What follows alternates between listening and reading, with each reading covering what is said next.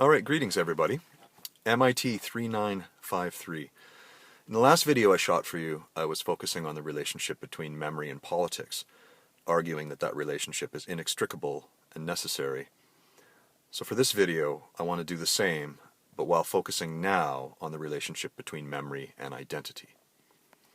So I was working from Paul Antze and Michael Lambek's preface to their book Tense Past. Now I'm looking at their introduction. Page 21, under a subheading entitled Memory as an Identity Discourse, they write, "Issues of memory are everywhere today. They raise and are raised by epistemological questions regarding history, experience, and truth. Issues of memory raise and are raised by ontological questions of selfhood and identity." So I just want to linger for a moment on this question of the ontological. You'll recall that when we began the course, we reserved a few moments to discuss memory from an ontological standpoint. And really all that was, it was just considering memory in terms of human nature. How memory is a faculty that is fundamental to being human.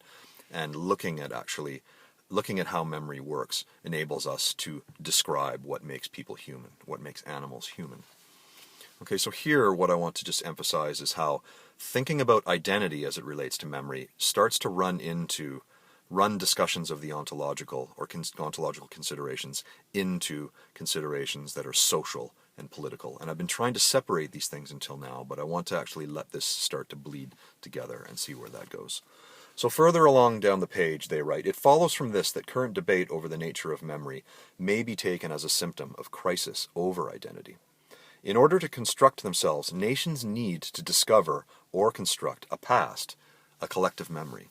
So again, in class we had some discussion of how when one performs one's identity for the world, one draws on a vast storehouse of information from one's past.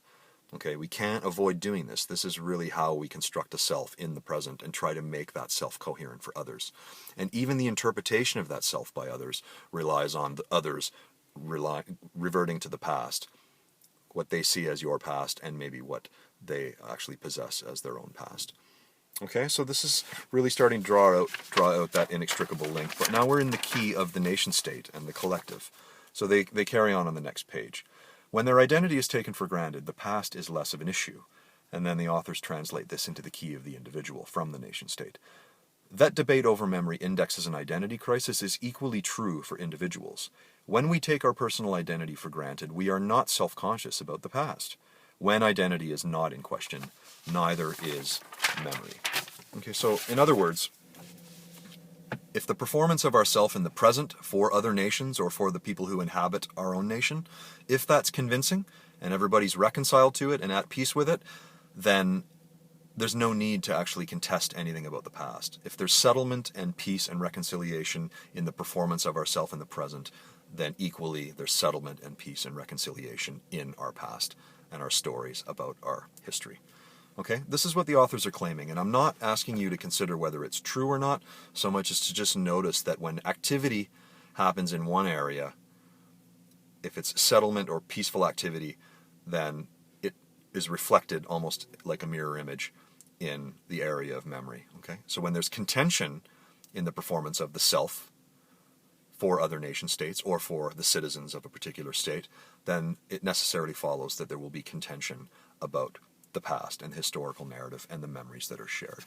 Okay, so prior to this section, they take up the issue of contention, and they write, "Where conflict prevails, the reception of narrative may be fraught with tension." So the reception of narrative, in a way, really takes us back to what Thomas King was saying about how all we are stories. We construct stories about ourselves and we deploy those stories. And here, the authors of Tense Past are focusing on the reception and the audience end of the equation. Okay, so they carry on. "Memory becomes a locus of struggle over the boundary between the individual and the collective, or between the distinct interest groups in which power becomes the operative factor." So ever since the beginning of the course, we've been talking a lot about memory as a locus of struggle. So the contestation of memories takes place, the contestation of the past takes place over memory. But now we're actually observing how any contestation of memory or the past is necessarily going to be also a contestation of identity. Okay, and the running together of these two issues is a space that opens up and enables us to actually define memory in terms of politics. So I wanted to stress this one very specific connection between memory and identity to give you some ideas for your written response and also for your memory walk assignment. So hopefully this will be of assistance for you going forward with the course. And we will talk more in class about the relationship between memory and identity. Ta.